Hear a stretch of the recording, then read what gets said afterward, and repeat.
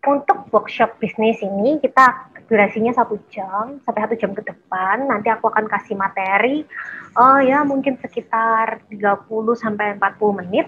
Setelah itu kita akan tanya jawab ya, khususnya supaya bisa langsung to the point menghadapi problem-problem gitu. Jadi kita bisa problem solving di sini. Nah, jadi biar ilmu ini juga bisa berguna. Terus kita juga mau kasih info kalau kan kita ini ada event ya namanya workshop Independence Day kan sebenarnya. Jadi kemarin itu kita bukanya hanya offline gitu.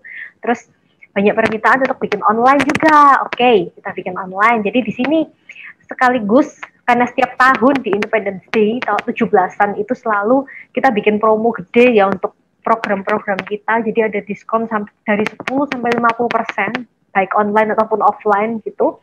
Jadi mungkin bisa dimanfaatkan juga karena momennya memang paling gede itu selalu di Independence Day ini gitu. Jadi supaya nggak kelewatan promonya nanti kita akan infokan juga. Kayaknya di grup sih nanti akan di-share gitu. Nah, oke. Kita akan lihat dari share screen di sini. Nanti teman-teman akan dikirim juga filenya kalau udah selesai dari ini ya, workshopnya. Nah, aku jelasin dulu di sini. Karena kita temanya hari ini tentang fashion bisnis, memulai bisnis fashion bermodal cekak ya. Jadi bisa pakai modal sekian rupiah mungkin. Atau mungkin kita pikir, oh kayaknya aku nggak mau pakai modal. Oke. Sebetulnya bisa, tapi ya kita harus tahu caranya gitu ya.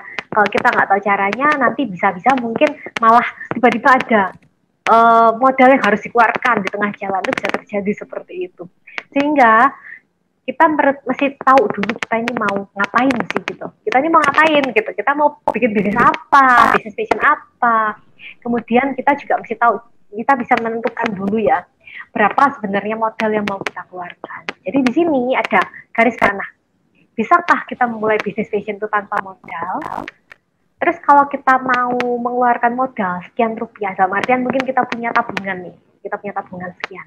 Oke, aku mau bikin usaha dari tabungan ini sekian. Jadi kita punya patokan ya, ada modal sekian, kita mau bikin usaha. Nah, kira-kira bisa nggak gitu dengan nominal sekian. Nah, di sini ada sebenarnya kita untuk menjadi seorang pebisnis fashion itu nggak melulu harus produksi sendiri gitu. Jadi kita perlu membuka mindset kita.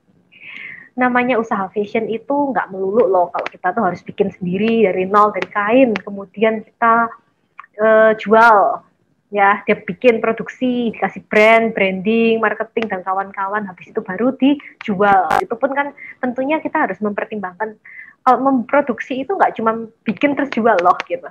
Ada hal-hal lain di situ, misalnya dari segi bagaimana kita marketingnya, bagaimana kita menemukan pasarnya kita, kemudian bagaimana caranya kita untuk memperbesar pasar, memperluas pasar. Kemudian bagaimana menghitung biaya-biaya.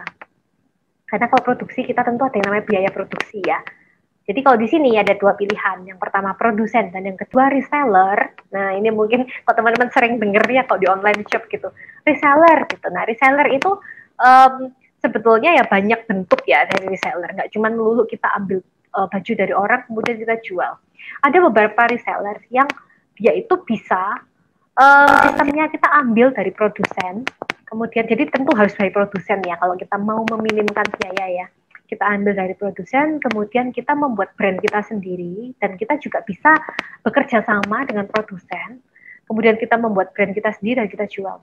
Itu juga bisa. Jadi kita walaupun mau menjadi reseller dan kita pengen pengen supaya kita punya brand sendiri itu bisa loh gitu loh. Jadi nggak melulu harus produksi sendiri gitu.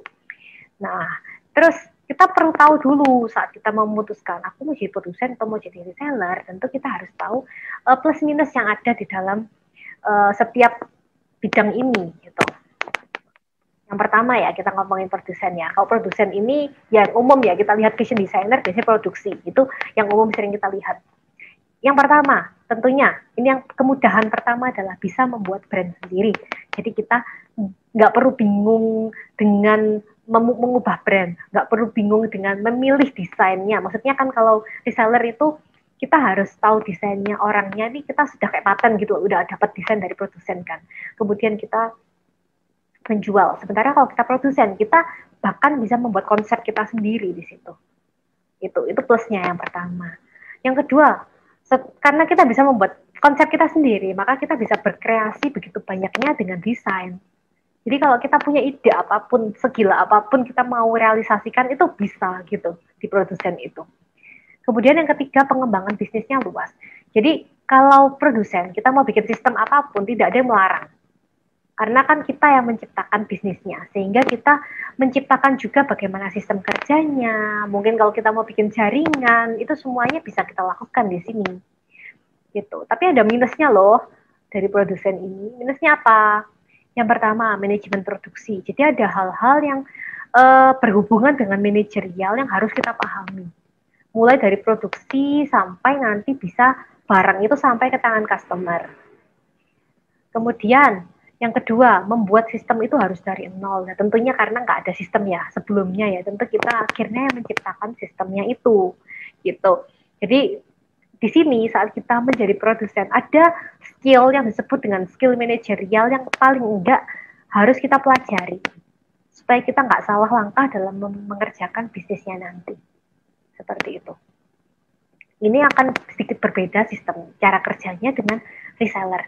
Kalau reseller ada beberapa poin-poin kelebihan yang mungkin kalau buat orang yang males ribet gitu ya, ini mungkin lebih jadi pilihan gitu. Yang pertama, apa sih kelebihannya dari reseller? Tidak repot dengan produksi, ya tentu karena kita nggak bingung sama yang namanya penjahit gitu ya. Terus kemudian kita juga nggak perlu pusing dengan desain juga gitu. Jadi kita benar-benar terima jadi itu bisa seperti itu kalau kita ambil ya, ambil langsung dari produsen. Tapi bisa juga kalau kita kerjasama dengan produsen. Jadi dalam artian ada manajerial dari produksi ya. Jadi misalnya kita ngambil dari home industry.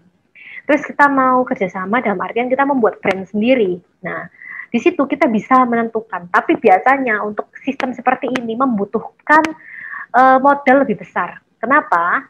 Karena biasanya untuk produsen yang menyiapkan barang untuk reseller yang mau bikin brand, itu ada minimal order yang pasti harus ditetapkan oleh si produsen itu. Gitu. Karena kan dia harus membuat custom. Ya, kan dia membuat tidak sesuai dengan apa yang misalnya nih produsen, misalnya saya produsen home industry. Biasanya saya bikin dengan kapasitas sekian. Kalau ada yang mau ngambil reseller, dia tidak harus ngambil banyak ya. Mungkin mau ngambil cuman setengah lusin aja mungkin bisa gitu. Tapi kalau kita mau produksi sendiri dengan desain kita sendiri, dengan konsep kita sendiri, tentunya di situ membutuhkan minimal order karena dia harus produksi dari awal untuk model yang kita inginkan kayak gitu. Jadi di situ ada bedanya. Biasanya kalau orang yang mau minim modal banget ya akhirnya dia pakai sistem reseller yang ambil brand dari orang lain gitu. Jadi dia nggak bikin brand sendiri di situ. Itu karena lebih minim. Kita tidak ada minimal ordernya dari si produsen. Kemudian yang kedua praktis juga ya. Ya praktis ya karena kita tidak perlu memikirkan detail-detail dari segi produksinya, dari segi manajerialnya. Tidak perlu diribetin dengan hal seperti itu. Intinya kita ambil dari produsen kemudian bisa kita jual langsung seperti itu. Jadi praktis. Yang ketiga, sistem bisnisnya seringkali sudah disiapkan. Jadi kalau kita ambil dari produsen, apalagi produsennya ini sudah besar ya skalanya, mereka biasanya sudah punya sistem. Nah, kita tinggal menduplikasi sistem itu. Sehingga kita tidak perlu belajar dari awal tentang manajerial. Kita tidak perlu belajar dari awal tentang bagaimana cara marketing. Kita bisa tinggal mengikuti dari si brand ini punya sistem, kemudian kita ikutin cara kerjanya itu diduplikasi di tempat kita, seperti itu. Jadi plusnya mungkin untuk orang-orang yang malas ribet dengan produksi gitu ya, mereka akan lebih cenderung ke reseller ini gitu. Tapi ada minusnya juga sih di sini.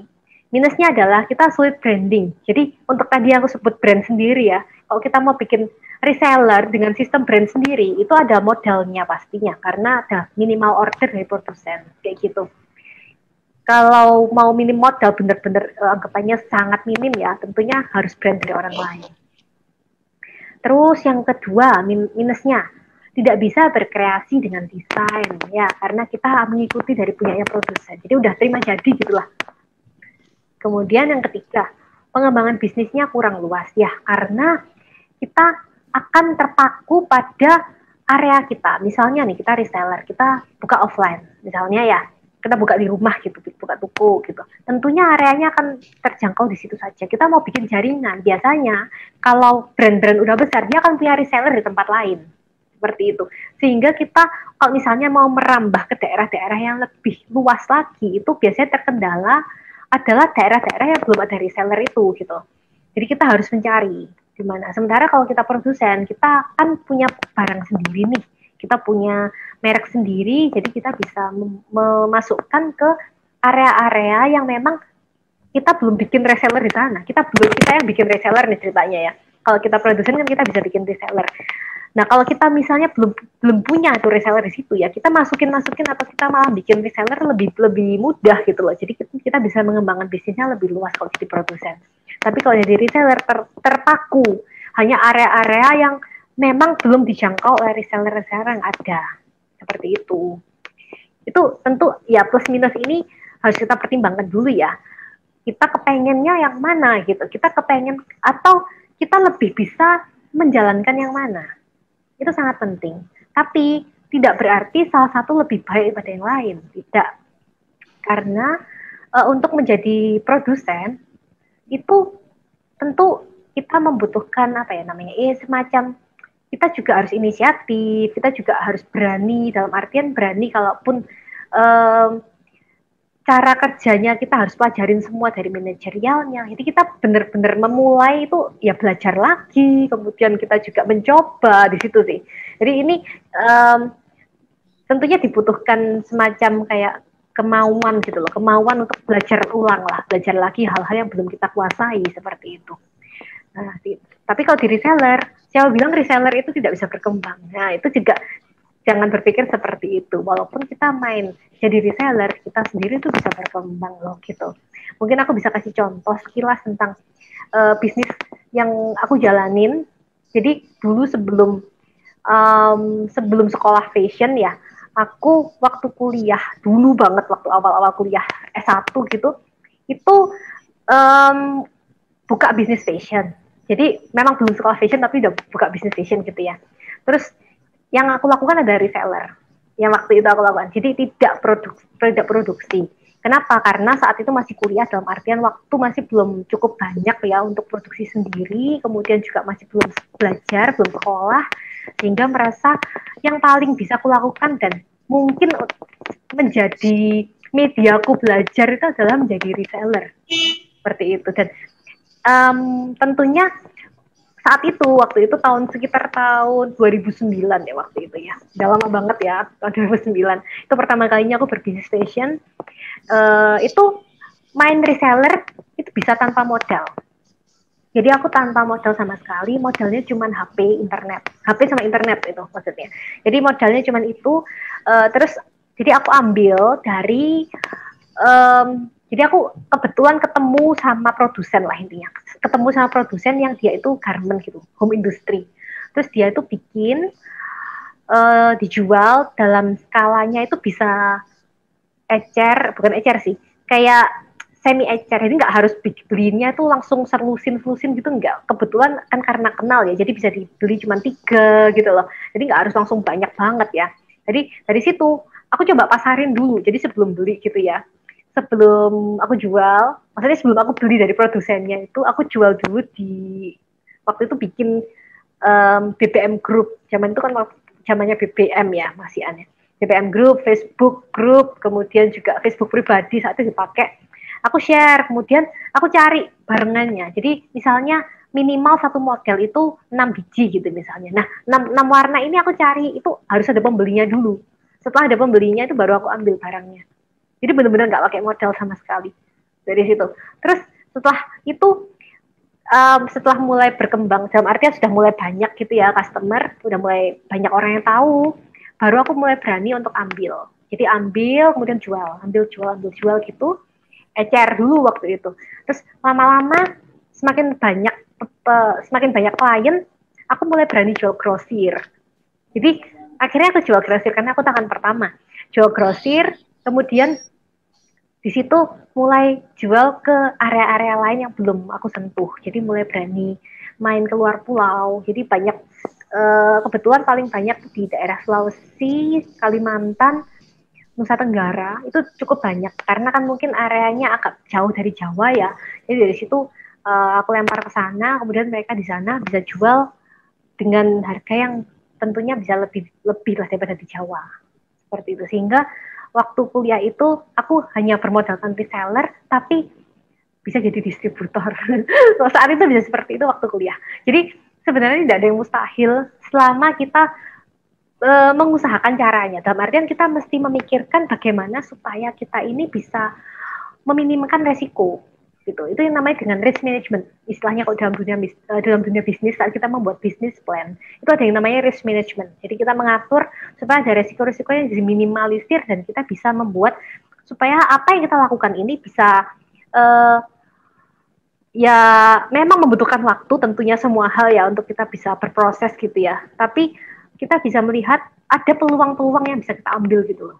Nah, kalau seperti contoh dari kasusku tadi, peluang-peluangnya adalah mengambil area-area yang memang dia itu saat itu ya masih sulit untuk akses ke Jawa gitu. Sehingga aku ambil pasarku adalah orang di daerah luar pulau. Sehingga lebih cepat untuk berkembang, kemudian juga bisa menjual dengan karena kan harganya murah karena aku ambil dari produsen. Ya kan, jadi harganya cukup minim, kemudian bisa cukup bersaing di sana seperti itu. Jadi kita bisa melihat peluang ya. Itu yang disebut dengan SWOT, strength, weakness, opportunity, and threat.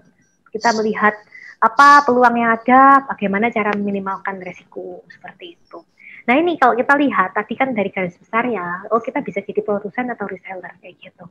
Kita lihat yang bawah, di sini ada pertanyaan, bisakah tanpa modal atau minim modal? Jadi walaupun kita produsen ataupun reseller, itu bisa kok tanpa modal ataupun ya kalau misalnya kita merasa oh, tanpa modal kayaknya mustahil atau cukup berat gitu ya, mungkin minim modal lah gitu. Jadi kita punya modal tapi yang tidak terlalu membutuhkan dana yang besar kayak gitu loh.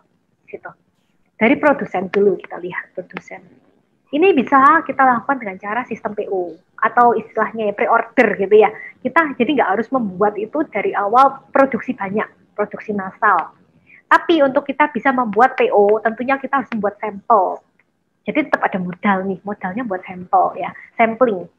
Jadi dari sampel itu kita bisa foto, kemudian dari foto itu kita jual. Nah tentunya karena kita menjual foto, kita harus menjual foto yang menarik, gitu. Karena orang akan mempercayai, maksudnya mempercayai apa yang mereka lihat gitu ya.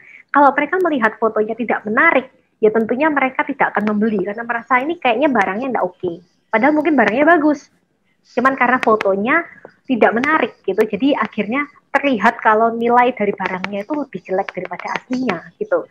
Jadi perlu kita pertimbangkan masalah ini ya. Kalau kita mau jual sistem PO itu ada sampling gitu loh, sampling dan photoshoot. Terus bagaimana caranya untuk mengembangkan bisnis tapi kita bisa minim modal, bisa menggunakan sistem jaringan bisnis. Maksudnya kita membuat partnership atau reseller gitu ya, kalau istilah di dalam dunia fashion sering kita dengar reseller. Jadi kita sebagai produsen kita bisa membuat reseller. Itu juga waktu aku sempat jadi produsen juga. Jadi aku sempat jadi produsen, sempat jadi reseller dan semuanya minim modal. Jadi aku dulu produsen awalnya PO juga, kemudian mulai membuat reseller. Jadi dari reseller itu bisa mengembangkan lebih cepat. Jadi kita bisa produksi lebih banyak. Kenapa? Karena kita bisa produksi banyak tapi berdasarkan order sehingga kita tidak resikonya untuk barang mati. Jadi ada istilah barang mati ya atau uang mati ya kalau di dalam dunia fashion itu ya. Kalau anggapannya kita produksi nih, kita produksi 100 biji gitu. Terus lakunya 70, maka 30 itu kan jadi barang mati. Masih belum terjual. Jadi dia ini ada nilainya harganya tapi belum menjadi uang, belum menjadi cash gitu. Sehingga kita kalau kepengen meminimalkan ada barang mati, ya kita bisa menggunakan cara ini untuk mengembangkan. Jadi kita bisa membuat reseller, kemudian dari reseller itu kita bisa memproduksi lebih banyak. Dari situ bisa kita meningkatkan margin penjualannya. Nanti dari itu hitungan-hitungan harganya tentu bisa lebih murah kalau kita jual banyak ya. Misalnya kita jualnya grosir, pastinya nominalnya akan lebih minim daripada kita jual ecer. Cuman nanti kayak margin profitnya juga agak berbeda lagi. Hitungannya ada sendiri di situ. Untuk bisa membuat sistem bisnis, maksudnya kita mau membesarkan atau kita mau B2B atau B2C lah istilahnya. Kalau dalam dunia bisnis B2B, bisnis to bisnis, jadi kita menjual ke orang yang menjual lagi atau ke reseller. B2C kita menjual ke orang end user, orang yang menggunakan, orang yang membeli untuk dia pakai sendiri, itu end user atau B2C kayak gitu. Kemudian yang ketiga juga produksi ke penjahit dengan sistem pembayaran borongan atau per piece. Ini maksudnya saat kita mau jadi produsen, tapi kita mau meminimalkan biaya operasional gitu. Jadi kan kalau kita ngomongin di dalam produksi, itu ada beberapa biaya-biaya yang harus kita keluarkan ya. Misalnya modal awal, dalam artinya modal awal itu ada startup-nya, memulai usahanya. Kemudian ada biaya produksi, ada yang namanya biaya operasional. Nah, kalau kita kepengen meminimalkan biaya produksi dan biaya operasional, kita bisa menggunakan sistem borongan ini tadi. Jadi kita kita menggunakan penjahit dalam artian dia menggunakan sistem pieces gitu loh. Jadi dia tidak harus ikut kita. Gitu. Itu bisa kita lakukan supaya kita bisa minimalkan sehingga kita tidak perlu bingung gimana caranya bayar penjahit tiap bulan. Gimana caranya bayar listrik, beli mesin dan lain-lain gitu kan. Itu cukup besar, ini disebut dengan modal awal ya atau setup cost. Setup cost itu adalah modal yang paling besar. Jadi bagaimana bisa running bisnis gitu, supaya bisnisnya ini bisa dimulai dan berjalan.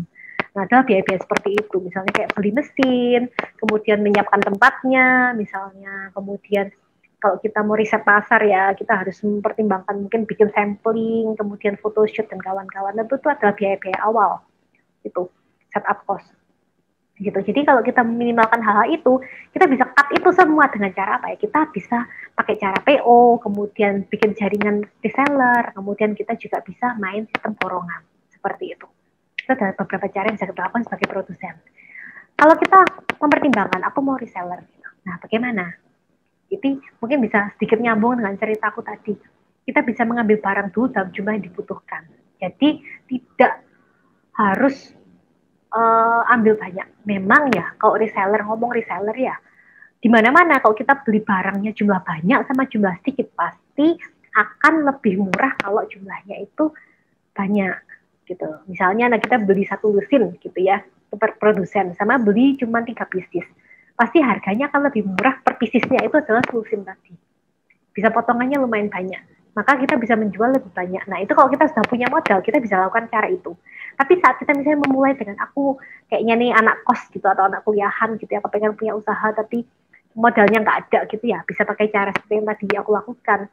Kita ambil barang, tapi kita jualnya berdasarkan foto. Jadi kita bisa mungkin nyoba beli satu gitu ya, kita photoshoot ya, kita photoshoot sendiri boleh ya, kita ulang lagi supaya fotonya lebih menjual. Photoshoot itu bisa kita lakukan sendiri loh di rumah dengan HP gitu ya, tergantung lightingnya, tergantung angle-nya, posisi-posisinya itu. Terus kita bikin dia fotonya lebih menarik, kita bisa jual dengan harga yang lebih oke.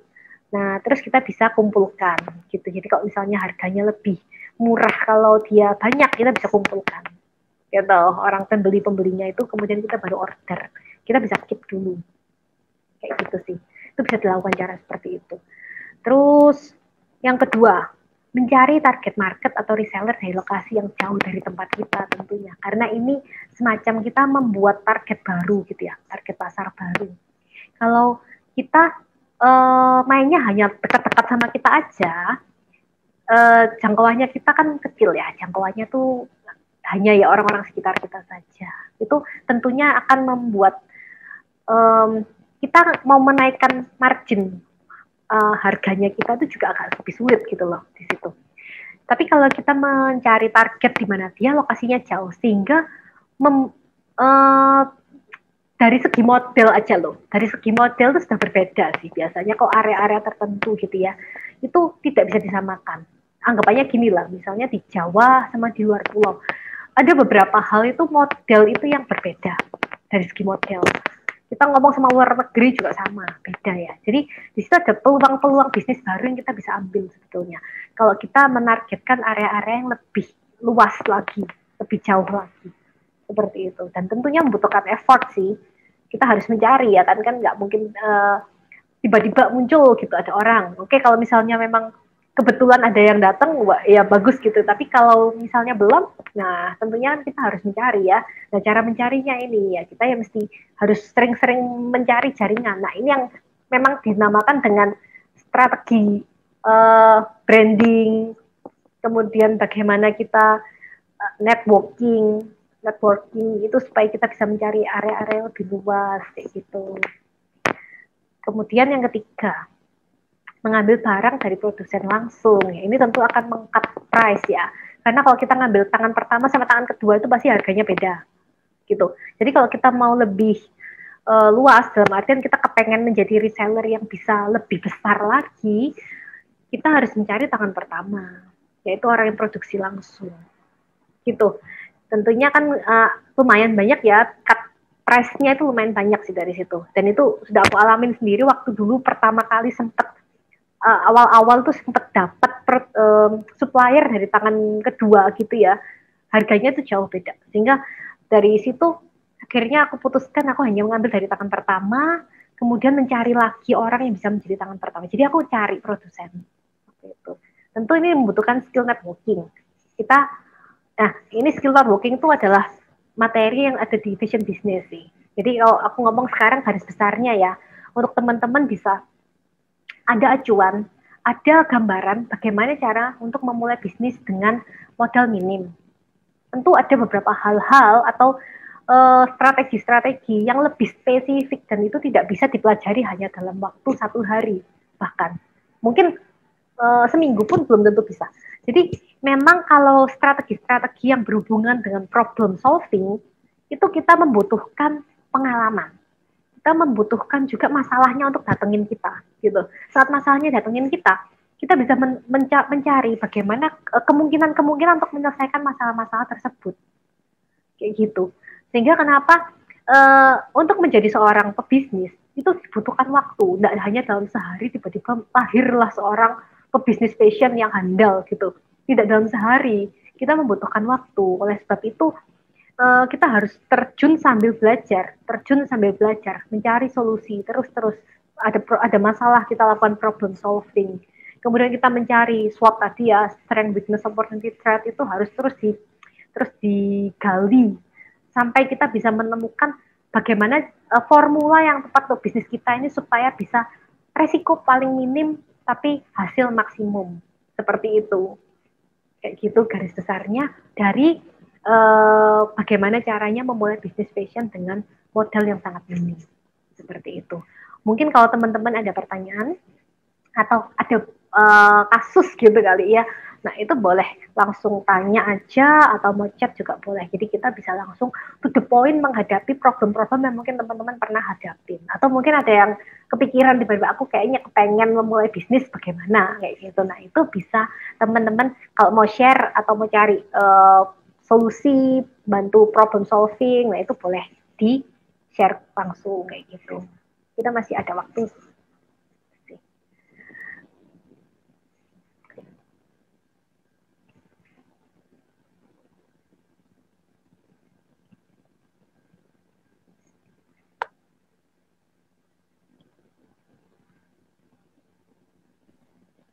Halo, Ya, selamat sore halo, Kak. siapa ini?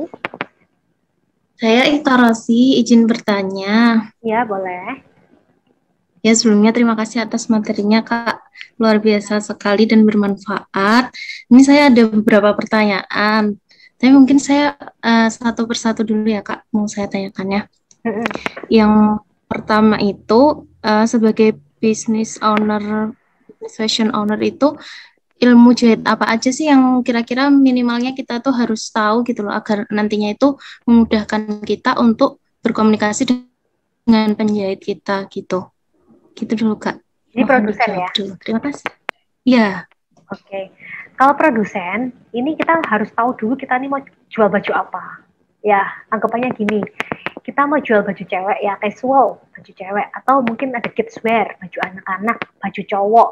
Kemudian ada juga yang kalau spesifik yang disebut dengan niche market, kita mau jual misalnya nih baju renang, baju senam, baju olahraga, atau lingerie misalnya ya. Jadi spesifik ya baju-baju itu. Nah itu kita mesti tentukan dulu sih target market kita siapa, kemudian kita mau jualnya itu baju apa.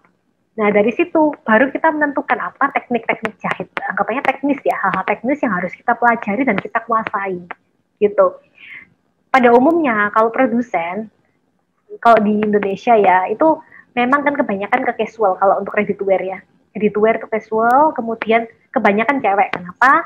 Karena cewek itu adalah makhluk, maksudnya dia adalah orang yang paling suka fashion, maksudnya dalam artian dia memperhatikan fashion dibandingkan cowok kebanyakan ya. Bukan berarti cowok tidak memperhatikan fashion, bukan. Tapi kebanyakan lebih banyak cewek yang lebih memperhatikan hal semacam fashion gitu, detail juga itu cewek, sehingga memang kebanyakan akhirnya main ke cewek gitu untuk produsen. Terus banyak main ke casual. Kenapa kalau mainnya banyak ke casual? Karena casual ini paling gampang dijual ya, karena dia bajunya bisa digunakan untuk banyak situasi dan kondisi. Kemudian orang itu kan nggak mungkin sehari pakai baju ini, besok pakai baju yang sama, besoknya lagi pakai baju yang sama, gitu kan jarang sekali ya, kecuali mungkin Mark Zuckerberg gitu ya, bajunya sama terus gitu. Tapi kalau orang umum, ya bajunya pasti akan ganti lah gitu. Jadi dari situ kenapa casual itu adalah peluang bisnis yang cukup besar sih di situ. Tapi kalau peluang bisnisnya besar, tentu kompetitor juga banyak. Itu tentunya seperti itu. Itu adalah formula bisnis seperti itu. Nah, kan kalau tanya dulu, misalnya Ita Rosi pengennya apa, baju cewek casual atau gimana, atau mungkin baju yang lain. Kalau cewek, oke. Kalau misalnya cewek ya, kamu jawab ya, misalnya cewek. Berarti kamu perlu menguasai bagaimana baju cewek itu dibuat. Bagaimana cara membuat baju cewek? Tentunya misalnya baju cewek ya, harus ngerti pola dulu ya, karena cewek itu kan dibanding cowok bentuk badannya berbeda ya. Dia ada lekuk-lekuknya lah, maksudnya itu beda sama cowok. Cowok lebih cenderung lebih kaku dari bentuknya, sehingga pola itu lebih penting sebenarnya cewek daripada cowok. Seandainya kamu mainnya ke produsen baju cowok, pola itu malah nomor 2 kebanyakan. Bukan nomor 2 sih, tapi dia tidak sepenting kalau baju cewek. Gitu, kalau dari segi pola ya. Terus kalau dari segi teknik jahit, malah kalau baju cowok itu jahitnya harus lebih rapi daripada cewek. Karena kalau baju cowok itu jahitnya dia mencong sedikit aja kelihatan. Itu resikonya baju cowok. Kalau baju cewek itu lebih banyak detail-detail yang bisa membuat aksen. Nah, dari situ teknik jahitnya itu lebih kayak ke bagaimana kamu bisa membuat pecah pola yang unik. Kayak gitu. Jadi di sini ada perbedaan sih antara baju cewek, anak-anak dan cowok gitu. Jadi kamu sesuaikan dengan kebutuhanmu. Kamu kepengen jadi produsen baju apa? Nah, baru kamu lihat di sini cewek itu seperti apa, cowok itu seperti apa, anak-anak itu seperti apa, seperti itu. Kira-kira menjawab belum ya?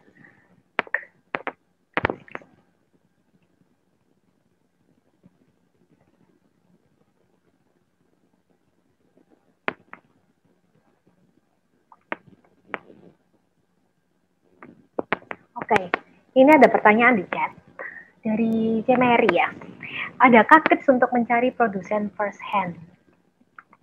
Untuk produsen first hand, ya cara paling cepat ya googling ya. Cara paling cepat itu googling. Jadi di googling dulu, jadi kita bisa cari situ. Tapi ya sebenarnya ya cara-cara yang paling enak ya, maksudnya paling aman itu adalah dari referensi sebetulnya. Jadi kita perlu mencari orang-orang yang memang bekerja di bidang fashion, terus kita cari lingkaran pergaulannya dia. Gitu. Soalnya gini, memang agak susah ya untuk mencari benar-benar langsung first hand. Kadang-kadang di awal kita nggak langsung ketemu first hand.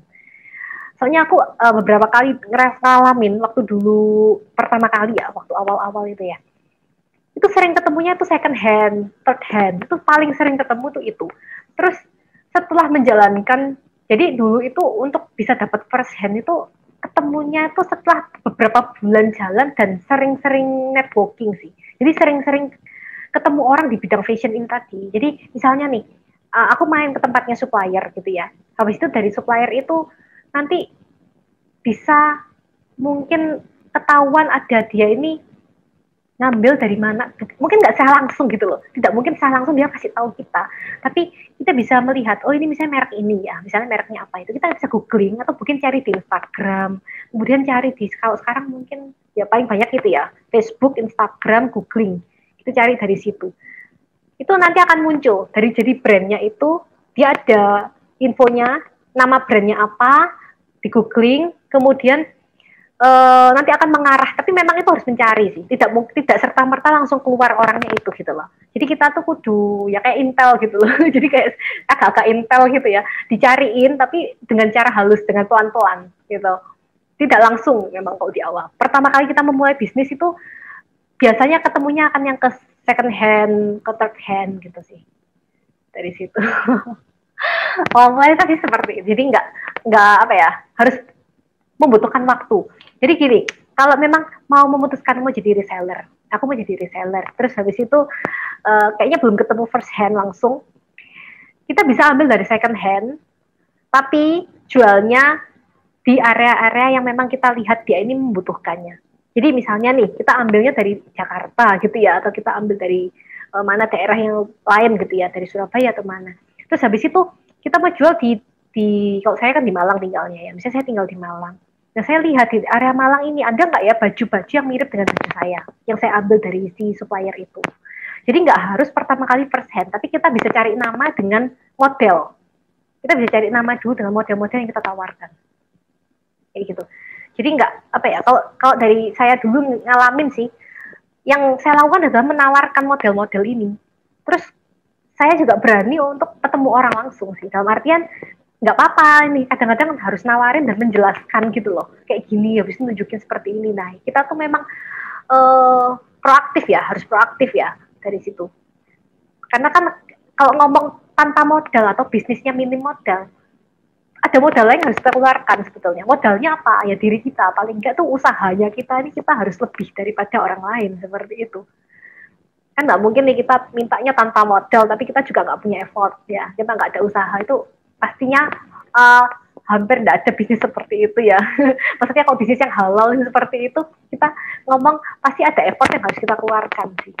Nah, effortnya ini nanti yang akan membawa kita pelan-pelan untuk bisa menemukan jalan untuk bisa ke orang-orang yang semakin baik, semakin lama semakin membantu kita. Bisa produsen itu tadi, gitu. Semakin lama kita akan bisa menemukan itu pastinya. Karena kan lingkarannya itu, lingkaran bisnis itu sebetulnya tidak akan berubah lingkaran bisnis ya. Pasti first hand ke second hand, dari second hand ke third hand. Kayak gitu. Tidak akan berubah sehingga kita bisa akan lama-lama menggali. Itu pasti akan ketemu kalau kita nyemplung ke situ. Seperti itu. Jadi butuh waktu memang. Kayak gitu. Mungkin apakah ada pertanyaan lain? Kita masih punya waktu. Thank you juga.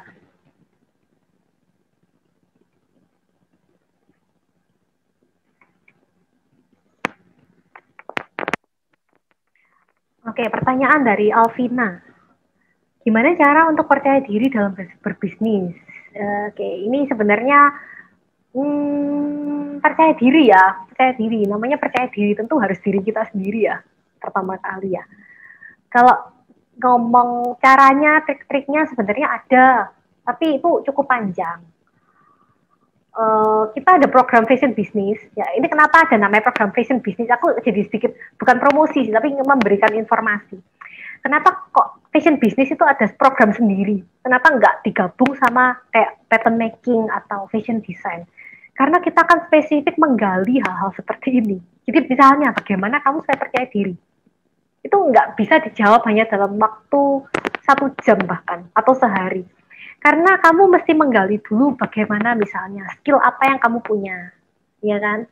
Habis itu kamu mesti menggali juga kayak yang namanya kalau di dalam dunia bisnis itu dari asal-muasalmu, networkingmu siapa.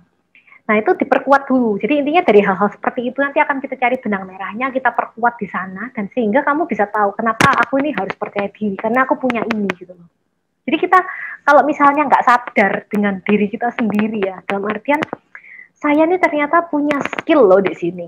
Oh, ternyata saya ini punya network loh. Ternyata yang selama ini mungkin saya nggak sadari gitu ya.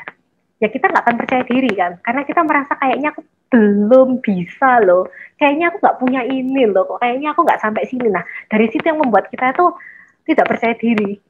Jadi untuk menggali percaya diri itu tidak cepat memang, tapi ada caranya. Gitu. Nah, caranya tentunya ya itu tadi garis besarnya seperti itu. Kita harus mencari benang merah dari apa saja yang kita miliki, dan itu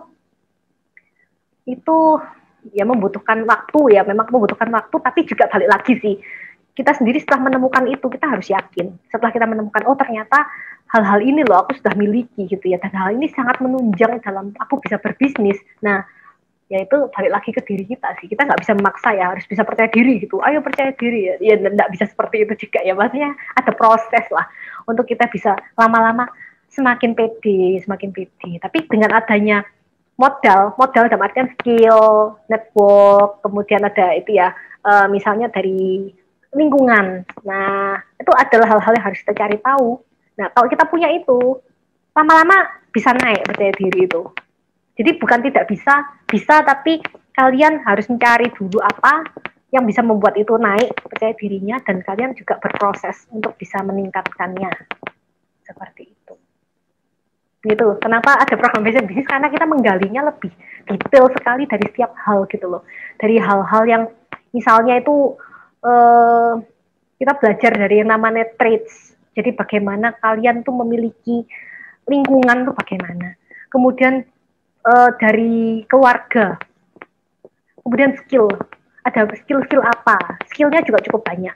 Ada yang namanya kalian kalau waktu membuat sebuah brand itu ya mesti mengenali yang namanya USP, kemudian brand identity, brand DNA. Jadi hal-hal itu yang membuat kalian tuh yakin, oh brandku ini bisa lo jalan gitu. Jadi kalau dari situ kalian tahu, oh ternyata aku ini punya loh semua modalnya untuk berbisnis gitu. Modal itu gak harus uang ya. Modal dalam artian ya itu tadi, skillnya kita, kemampuan kita, kemudian mungkin network kita, dan lain-lain. Itu semua akan membantu kita dalam berbisnis. Jadi pasti bisa sebetulnya. Balik lagi sih, kita harus banyak belajar sebetulnya memang. Karena kan kalau kita, yang gak baik gini loh, orang bisa percaya diri itu karena dia mengetahui dia harus ngapain gitu kan. Aku yakin aku harus begini gitu, maka aku bisa jalan gitu. Kalau aku nggak tahu aku mau ngapain, kita nggak pede gitu sih. Itu kenapa kok kita perlu, walaupun sedang jalanin bisnis itu, kita terus harus belajar itu ya karena itu. Karena ada hal-hal yang mungkin kita belum tahu atau kita rasa masih kurang maksimal di situ, kita cari tahu, kita dalamin terus, dan kita akan menjadi lebih yakin sama diri kita sendiri. Seperti itu sih. Gitu guys.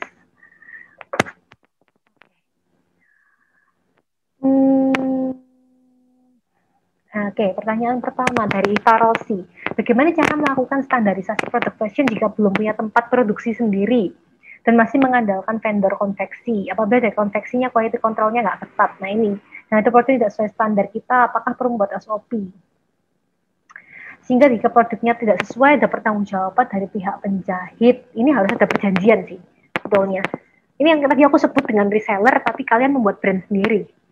Nah, di situ kalau kita mau bikin brand sendiri, tentunya kan kita harus punya SOP toh. Maksudnya ada quality control yang kita punya terhadap produknya kita, karena kita menjual brand kita. Kecuali kita jual brand orang itu gitu ya. Kalau kita jual brand orang itu ya orang taunya brand itu kan. Sehingga kita nggak harus ngetatin di hal seperti itu. Tapi saat kalian udah jadi reseller dalam artian brand itu adalah brand sendiri, ini harus dari awal sih bikin perjanjian. Itu harus sekali karena itu menyangkut nama brand kalian di situ. Sistemnya seperti apa? Nah, itu yang sebetulnya tidak bisa disamaratakan semuanya. Balik lagi dari ini ya, dari kalian sendiri punya SOP apa gitu. Jadi nggak bisa disamakan setiap brand. Misalnya kalian mau mengandalkan dari segi jahitannya, ya berarti jahitannya harus diperbaiki, gitu, diperkuat, dan itu harus ada di dalam perjanjian itu, kayak gitu. Kalau misalnya kalian memperkuat dari segi misalnya nih, mungkin kalian mainnya bukan hanya baju, tapi misalnya main kayak ada bordirnya, ada embellishmentnya, mungkin itu jadi nilai kekuatan kalian. Nah itu juga harus dimasukkan dalam perjanjian. Jadi tergantung dari kalian tuh bikin apa sih. Kalian bikin apa, kemudian kalian pengen standar seperti apa, kira-kira si vendor ini bisa menyanggupin nggak? Itu harus di apa ya, semacam kayak di awal tuh diketemukan dulu gitu loh. Kalian berdua ini harus ketemu, memang kalau memang kalian punya standar seperti ini, ya pihak ini juga bisa menyanggupi. Kalau si pihak ini nggak bisa menyanggupi, mungkin kalian harus mencari vendor lain. Seperti itu, karena memang itu menyangkut nama brand sih, sudahan. Kayak jawaban yang pertama seperti itu ya. Kok yang kedua, bagaimana cara mencari supplier kain yang bagus? Karena saya pernah mencari supplier yang di luar kota karena harganya lebih murah, namun ternyata kualitas kainnya berbeda dengan kualitas kain. Ini lihatnya langsung atau lihat dari foto ya? Kalau lihat dari foto, ya memang Dari ada. foto, Kak. Oh, dari foto ya. Kalau dari foto memang ada resiko seperti ini sih. Ini bisa terjadi memang kok dari foto. Kalau dari langsung kita memang lebih aman ya. Biasanya ya kalau kita sudah mau serius sama bisnis, kita memang harus punya supplier itu tetap sebenarnya. Yang paling baik itu seperti itu. Supplier tetap. Jadi sudah kita ngerti kualitasnya dia. Jadi nggak anggapannya tuh misalnya kita coba gitu ya dari tempat lain. Oke nggak apa-apa kita coba, tapi nyobanya itu tidak menjadi barang jadi kita langsung gitu loh. Jadi misalnya nih aku lihat kok kayaknya lebih murah ya, aku coba deh gitu ya. Aku coba tapi mungkin jadikan sampel. Jangan langsung dijadikan barang jadi karena kita nggak tahu kalau kita beli online ya apalagi foto ya ngandalkannya itu belum tentu akan sesuai dengan yang kita harapkan. Kalau misalnya sesuai dengan yang kita harapkan atau bahkan lebih dari yang kita harapkan ya bersyukur ya kita bisa dapat yang seperti itu. Tapi seandainya terjadi hal di luar itu ya tentunya kita itu tadi sih harus mencoba itu jadikan sampel dulu gitu bagaimana, jangan dijadikan baju jadi langsung kayak gitu. Terus nanti perlahan-lahan kalau kalian seriusin carilah supplier itu. Jadi kalau misalnya kalian sudah cocok sama supplier A B C D gitu ya itu harus tetap gitu loh. Itu jadikan supplier tetapmu untuk barang-barangmu gitu. Nanti kalau misalnya mau cari supplier baru lagi ya kayak tadi mulai dari awal lagi, jangan langsung ke barang jadi, jadikan dia sampel atau mungkin produk-produk apa gitu yang lainnya. Jadi kalian tetap tidak akan menyesal dengan hasilnya karena sudah beli untuk produk gitu loh. Seperti itu. Karena supplier tuh hal penting nih. Kalau kita jadi produsen apalagi ya. Karena kan ya gini loh, kain gelondongannya beda tuh sudah beda. Warna, ketebalan tuh bisa beda. Jadi biasanya kalau kita sudah kenal suppliernya dan kita sudah semacam kayak bekerja sama dengan dia ya, dia akan tahu standarnya kita gitu, sehingga dia tidak akan serta-merta memberikan misalnya nih gondongan datang nih beda gitu ya, atau mungkin nggak sesuai dengan standar kita, dia kasih ke kita tuh itu bisa dihindari gitu loh hal-hal seperti itu, sehingga meminimalkan terjadinya kerugian karena kain yang salah. Memang mungkin kita kok mikir ya kok kayaknya lebih murah atau lebih mahal. Sebenarnya masalah murah atau mahal itu balik lagi sih. Quality itu juga kan penting toh. Misalnya harganya agak lebih sedikit lebih mahal, tapi kualitasnya jauh lebih bagus. Sebenarnya itu tidak mahal sebetulnya.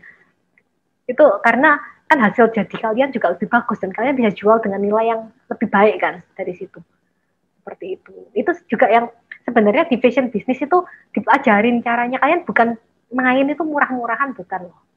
Tapi kalian main bagaimana membuat nilai di dalam sebuah brand. Soalnya kalau kalian mainnya cuma main murah-murahan, itu ada istilahnya di dalam dunia bisnis ya, istilah ini mungkin kalau pernah dengar red ocean and blue ocean ya.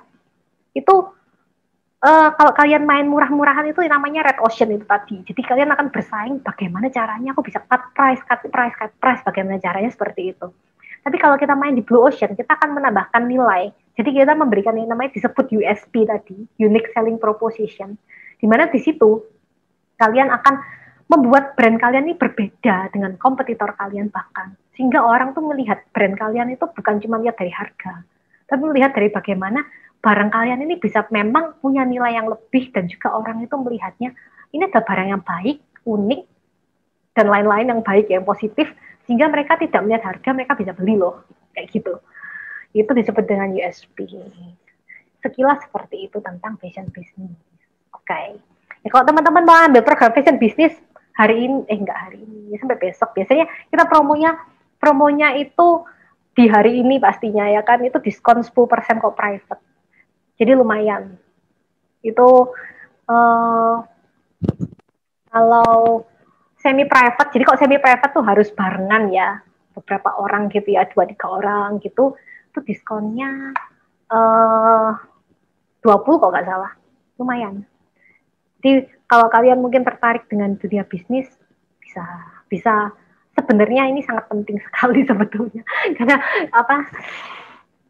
Skillnya berbisnis itu nggak cuma dari pattern making atau desain sih, kayak gitu. Oke, terus ini pertanyaan terakhir kali ya, soalnya udah jam segini. Untuk jurusan fashion business itu adakah materi tentang membuat produknya lebih mengacu ke teknik-teknik bisnis? Ada tentang membuat produk dalam artian desain yang sesuai dengan brand, tapi bukan ke bukan ke teknik jahit ya. gitu. Karena kan ngomong bisnis kan. Jadi kalau bisnis itu pasti ngomongin tentang bagaimana kalian bisa menjual. Nah, tentunya dari segi desain, karakter desain, keunikan desain, kemudian dari misalnya kayak pengembangan koleksi. Maksudnya koleksi apa ini yang bisa bagaimana cara membuat koleksi yang tepat gitu. Nah, itu tentu ada di fashion business karena itu berhubungan dengan bagaimana kalian menjual gitu. Jadi di sini fokusnya bagaimana kalian bisa membuat brand ini tuh memiliki suatu nilai, kemudian brand ini itu bisa berkompetisi. Karena kalau kita ngomong kompetitor pasti ada selama kita hidup ya. Selama masih ada manusia pasti ada kompetitor. Jadi bagaimana bisa hidup, maksudnya bisa mempertahankan brand di tengah kompetisi. Nah itu ada hal-hal seperti itu. Jadi sangat komplit sih, 20 kali pertemuan, jadi lumayan lama, seminggu sekali, dia 5 bulan. Jadi makanya bikin bisnis tuh gak cepet, cuman cuman sehari misalnya gitu kan belajar gitu, habis besok langsung mahir itu tidak mungkin gitu loh, pasti membutuhkan waktu. Makanya programnya lumayan lama, sampai 5 bulan total. Kalau seminggu sekali, itu seminggu sekali karena tugasnya cuma banyak. Seperti itu. Jadi boleh dipertimbangkan, nanti akan di-share. Ntar aku minta share dulu infonya. Mungkin ada yang anu lagi, enggak sih? Ini kayaknya sudah terakhir pertanyaannya ya.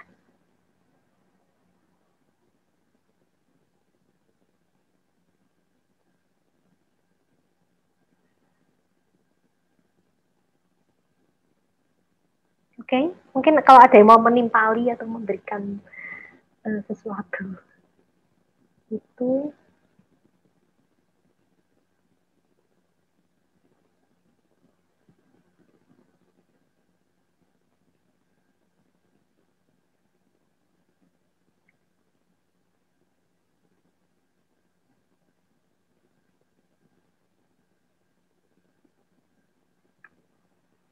Udah cukup jelaskah materi yang saya sampaikan? Semoga bisa memberikan inspirasi buat teman-teman berbisnis.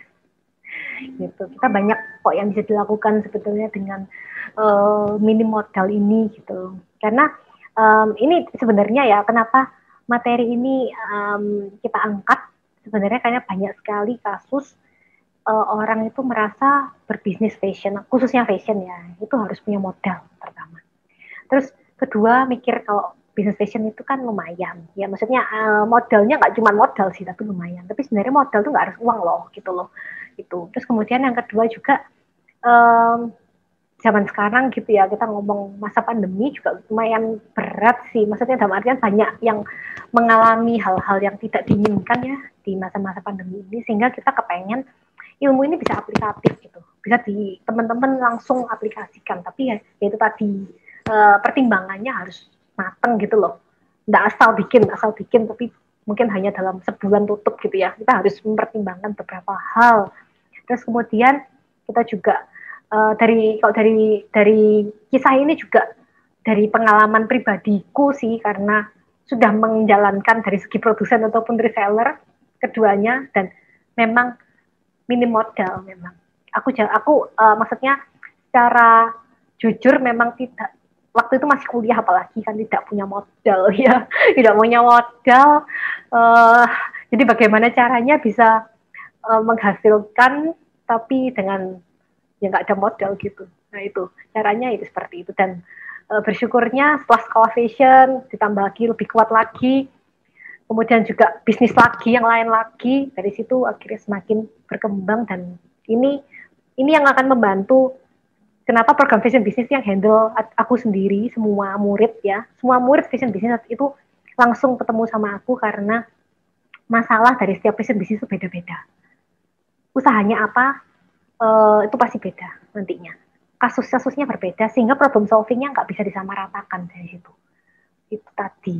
Itu memang ya secara nggak langsung itu mengajarkan hal-hal yang memang praktikal gitu loh. Memang harus kamu lakukan saat itu tuh apa gitu. Nggak cuma teori, kalau cuma teori aja semua orang bisa ngomong gitu. Tapi bagaimana caranya bisa menyelesaikan problem-problem yang kalian hadapi saat itu. Atau mungkin malah baru memulai kadang kita bingung kan, ngeblank. Aku harus ngapain gitu. Apalagi kok produsen ya. Produsen nih aku bilang sedikit lebih tricky ya. Karena dia ini ada segi harus manajerialnya ngerti gitu loh. Manajerial harus paham. Kemudian juga dari segi produksinya harus paham. Paling nggak jahitnya harus ngerti sedikit-sedikit gitu kan. Jadi dia lebih membutuhkan effort yang lebih besar kalau jadi produsen di situ. Sehingga itu tentu akan lebih susah gitu ya untuk memulai untuk para pebisnis fashion bagaimana caranya mengatasi masalah-masalah yang dihadapi kayak gitu. Itu sebenarnya goals-nya dari fashion business, membantu murid-murid untuk bisa maju lah intinya di bisnisnya atau memulai bisnis seperti itu. Terima kasih untuk waktunya teman-teman. Semoga kita bisa ketemu lagi. Mungkin mau ambil program vision bisnis atau yang lain-lain juga bisa sih. Ini programnya semuanya diskon soalnya. Harusnya diskonnya kemarin aja ya, pas tanggal 16-17 itu. Cuman karena ini ada online juga, akhirnya kita bikin lagi di yang khusus online, karena kan banyak yang dari luar Malang juga nggak bisa ikut ya. Sehingga ya itu tadi, kita bikinlah yang online, jadi kita bikin promo juga yang khusus hari ini sampai besok itu. Jadi teman-teman bisa, nanti biar di-share juga untuk gambaran harga. Iya, mungkin kan perlu tahu itu ya. Mana ya? Oke.